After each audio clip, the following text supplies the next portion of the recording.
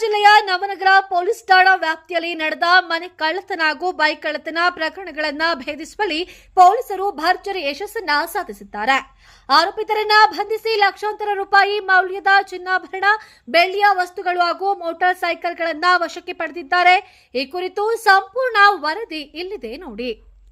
ಇತ್ತೀಚಿನ ದಿನಗಳಲ್ಲಿ ನವನಗರ ಪೊಲೀಸ್ ಠಾಣಾ ವ್ಯಾಪ್ತಿಯಲ್ಲಿ ಮನೆ ಕಳ್ಳತನ ಪ್ರಕರಣಗಳು ಹೆಚ್ಚಾಗಿದ್ದವು. ಈ ಹಿನ್ನೆಲೆಯಲ್ಲಿ ಆರೋಪಿತರ ಪತ್ತೆಗೆ ಬಾಗಲಕೋಟ ಜಿಲ್ಲಾ ಪೊಲೀಸ್ ವರಿಷ್ಠಾಧಿಕಾರಿ ಶ್ರೀ ಸಿದ್ಧಾರ್ಥ್ ಗೋಯಲ್ ಐಪಿಎಸ್ ಹಾಗೂ ಹೆಚ್ಚುವರಿ ಪೊಲೀಸ್ ಅಧೀಕ್ಷಕ ಶ್ರೀ ಎಂ ಜಗದೀಶ್ ಐಪಿಎಸ್ ವಿಶೇಷ ತಂಡವನ್ನು ರಚಿಸಿ ತನಿಖೆಗೆ ಸೂಚನೆಯನ್ನ ನೀಡಿದರು. ಡಿಎಸ್ಪಿ ಶ್ರೀ ಗಜಾನನ ವಾಮನ ಸುತ್ತರ ಅವರ ಮಾರ್ಗದರ್ಶನದಲ್ಲಿ ನವನಗರದ ವೃತ್ತದ ಸಿಪಿಐ ಶ್ರೀ ಅಶೋಕ ಚಾವಣ್ಣ ನೇತೃತ್ವದಲ್ಲಿ ಪಿಎಸ್ಐಗಳಾದ ಶ್ರೀಮತಿ ಜಿಜಿ ಬಿರದಾರ, ಶ್ರೀಮತಿ ಎನ್ಪಿ ನಿಂಗನೂರು ಮತ್ತು ಪೊಲೀಸ್ ಸಿಬ್ಬಂದಿ ಒಳಗೊಂಡ ವಿಶೇಷ ತನಿಖಾ ತಂಡವನ್ನು ರಚನೆಯನ್ನ ಮಾಡಲಾಗಿತ್ತು. ಕಾರ್ಯಾಚರಣೆಯಲ್ಲಿ 3 ಮನೆ ಕಳ್ಳತನ ಪ್ರಕರಣಗಳ ಆರೋಪಿತರನ್ನ ಬಂಧಿಸಲಾಗಿದ್ದು, ಆರೋಪಿತರಿಂದ ಒಟ್ಟು 12,49,400 ರೂಪಾಯಿ ಮೌಲ್ಯದ ಚಿನ್ನ ಹಾಗೂ ಬೆಳ್ಳಿ ಆಭರಣಗಳನ್ನು ವಶಕ್ಕೆ ಪಡೆಯಲಾಗಿದೆ. ಇದಷ್ಟೇ ಅಲ್ಲದೆ ಕಳುವಾಗಿದ್ದ 6 ಮೋಟಾರ್ ಸೈಕಲ್ಗಳನ್ನು ಸಹ ಪೊಲೀಸರು ವಶಪಡಿಸಿಕೊಂಡಿದ್ದಾರೆ.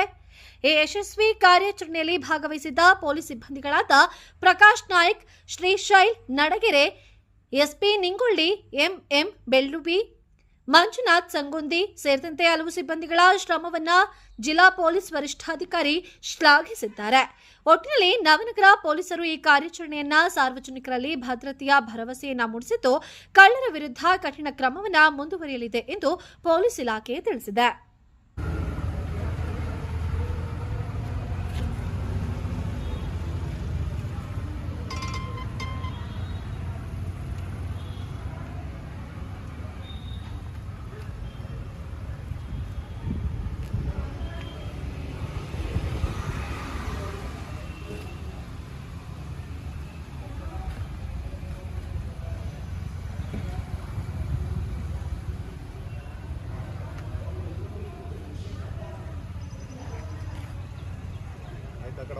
ಸರಿ.